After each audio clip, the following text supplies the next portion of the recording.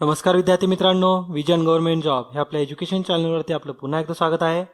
आज आपण आजच्या या लेक्चरमधून नॅशनल फिल्म अवॉर्ड सगळे कंप्लीट करतोय आणि हे लेक्चर बघितल्यानंतर तुम्हाला एक्स्ट्रा काही वाचण्याची गरज नाही आहे या फिल्म अवॉर्ड्स रिलेटेड. तर आपण या लेक्चरमध्ये याचा हिस्टॉरिकल बॅकग्राऊंड बघून घेणार आहे आणि 2017मध्ये कुणाकुणाला नॅशनल फिल्म अवॉर्ड्स भेटलेत, कोणते ते स्टार्स आहेत आणि कुठल्या त्या मूवीज आहेत, हे सगळे आपण कव्हर करू. तर वेळ न वाया घालवता लेक्चरची सुरुवात करूया. तर पहिल्यांदा आपण बॅकग्राऊंड जाणून घेऊयात. हे नॅशनल फिल्म अवॉर्ड्स जे आहेत ह्याची सुरुवात 1954 पासून झाली. तर ऑब्व्हियसली 1953मध्ये ज्या मूवीज झाल्या होत्या त्या मूवीजला 1954मध्ये जाऊन परत अवॉर्ड देण्यात आले. तर 1954ला त्याची सुरुवात झाली. हे कशासाठी? तर जे आपलं इंडियन आर्ट आहे, इंडियन कल्चर आहे, हे आपल्या मूवीज थ्रू त्याला प्रमोशन भेटावं किंवा त्यांना एनकरेज करावं. तर याच्यासाठी म्हणून गव्हर्नमेंट ऑफ इंडियानी हे अवॉर्ड देण्यासाठी सुरुवात केली. तर इंडियन आर्ट आणि कल्चर याला प्रमोट करण्यासाठी. ओके. त्यानंतर 1973 पासून ही जी सेरेमनी असती ही Indian directorate of film festival ही जी ऑर्गनायझेशन आहे हे सगळं ही सेरेमनी ऑर्गनाईज करते. ओके. दिल्लीमध्ये हे फंक्शन होतं आणि महत्त्वाचं म्हणजे हे दरवर्षी अवॉर्ड दिले जातात.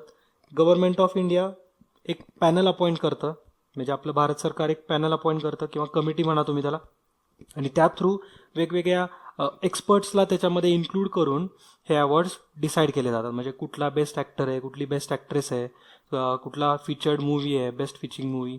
तर हे सगळे अवॉर्ड्स एका पॅनल थ्रू ठरवले जातात आणि हे जे अवॉर्ड आहेत हे आपल्या प्रेसिडेंट ऑफ इंडिया म्हणजे आपले जे राष्ट्रपती असतात तर यांच्या थ्रू दिले जातात.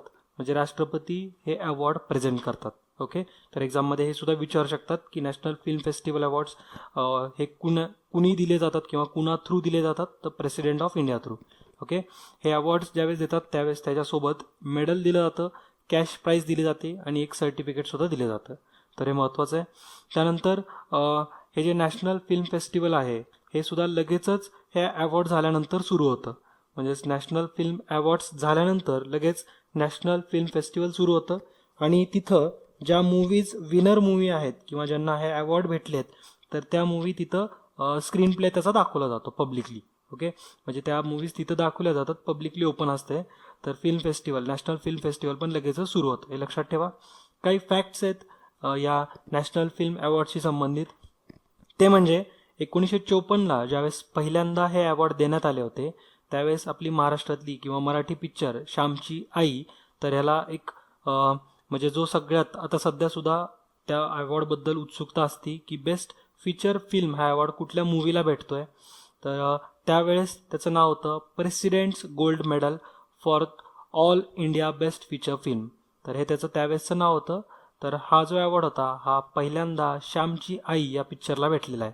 ज्यावेळेस 1954मध्ये हे नॅशनल फिल्म अवॉर्ड्स द्यायची सुरुवात झाली तर त्यावेळेसच आपला मराठी मूवी श्यामची आई याला president's gold medal for all India best feature film हा अवॉर्ड देण्यात आला होता. त्याला सध्या बेस्ट फीचर फिल्म म्हणून ओळखलं जातं. ओके. आणि ही म्हणजे याच्याकडे सगळ्यांचंच लक्ष असतं की बेस्ट फीचर फिल्म कुठली राहील. आणि विशेष म्हणजे यावर्षीचे पण जे आहे बेस्ट फीचर फिल्म ही पण महाराष्ट्रीयन किंवा मराठी मूवीज आहे, ते आपण पुढं बघूत.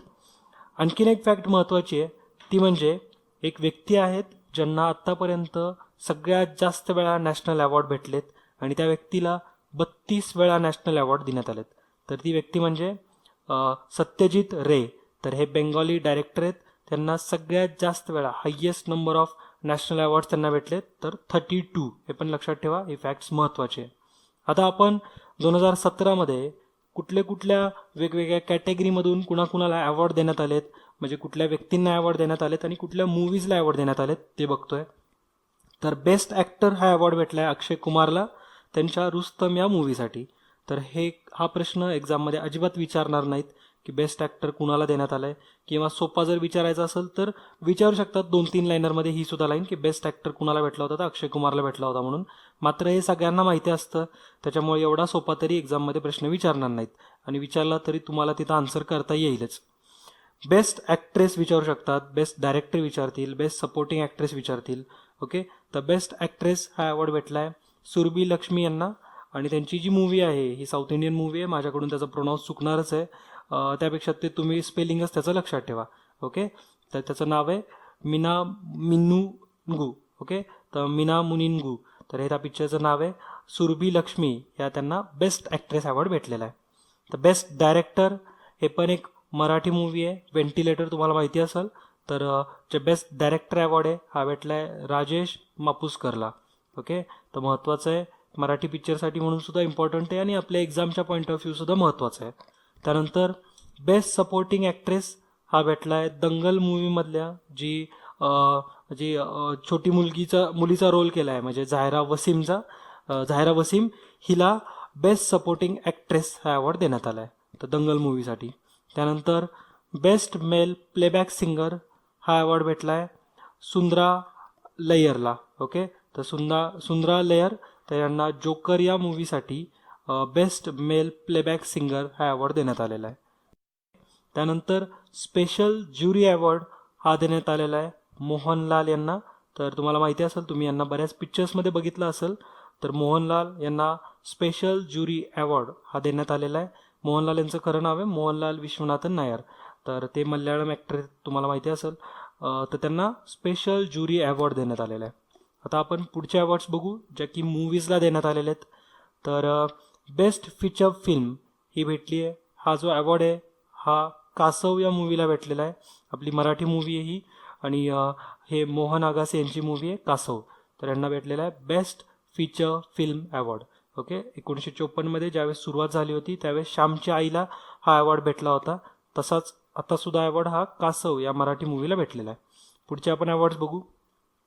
बेस्ट चिल्ड्रन्स फिल्म अवॉर्ड तर हा भेटलेला आहे धनक या मूवीसाठी. तर ही एक हिंदी मूवी आहे. बेस्ट चिल्ड्रन्स म्हणजे लहान मुलांची मूवी. याच्यामध्ये बहीण आणि भाऊ असं कॅरेक्टर घेतलेलं आहे आणि त्यांच्यामधलं मग ते रिलेशन अँड ऑल दाखवलेलं आहे. मग त्यामुळं ह्याला बेस्ट चिल्ड्रन्स फिल्म हा अवॉर्ड भेटलेला आहे. कुठली मूवी आहे तर धनक. पुढचं आपण बघू. Best film on social issues तर हा भेटला आहे पिंक मूवीला. तुम्ही सगळ्यांनीच बघितली असेल ऑब्व्हियस आहे. तर त्याचं नाव आहे pink best film on social issues. हे सगळे जोड्या लावामध्ये येऊ शकतात, त्याच्यामुळे आपण हे व्यवस्थित स्लोली करतोय. बेस्ट स्पेशल इफेक्ट्स फिल्म हा भेटला आहे शिवाय या पिक्चरसाठी. ओके, त्यानंतर बेस्ट एन्व्हायरमेंटल फिल्म हा भेटला आहे the tiger who cross the line. Okay, नाव लक्षात ठेवा, the tiger who cross the line याला बेस्ट एन्व्हायरमेंट फिल्म अवॉर्ड देण्यात आलेला आहे. बेस्ट ॲनिमेशन फिल्म हा हम चित्र बनाते है या मूवीला देण्यात आलेला आहे बेस्ट ॲनिमेशन फिल्म. ओके, त्यानंतर बेस्ट एज्युकेशन फिल्म हा देण्यात आलेला आहे द वॉटरफॉल्स या मूवीला. ओके, तर बेस्ट एज्युकेशन फिल्म आहे ही द वॉटरफॉल्स. त्यानंतर आता आपण बघू जी best popular film providing wholesome entertainment म्हणजे सगळ्याच एंटरटेनमेंट प्रोव्हाइड करणारी मूवी ही कुठली ठरली आहे. तर ती पण एक तेलुगू मूवी आहे आणि तिचं नाव आहे सथमनम भावंती. ओके, तर साथमनम भावती हे त्या पिक्चरचं नाव आहे. तेलुगू मूवी आहे ही. तर याला best popular film providing wholesome entertainment हा अवॉर्ड देण्यात आलेला आहे. नॉन फीचर फिल्म हा अवॉर्ड फायरफ्लाईज इन द ॲबिस तर या मूवीला देण्यात आलेला आहे. फायरफ्लाईज इन द ॲबिस या मूवीला नॉन फीचर फिल्म. ओके, त्यानंतर आता आपण बघू की best feature film in regional languages. Okay, best feature film all over India ही तर आपली मराठी मूवी ठरली कासव. मात्र आता best feature film in regional languages म्हणजे रिजनल लँग्वेजमधली बेस्ट फीचर फिल्म कुठली आहे ते आपण बघतोय. तर इथं तुम्हाला नावं दिसत असतील. एका साईडला पिक्चरची नावं दिलीत आणि एका साईडला त्याची लँग्वेज. तर हे जोड्या लावामध्ये विचारू शकतात.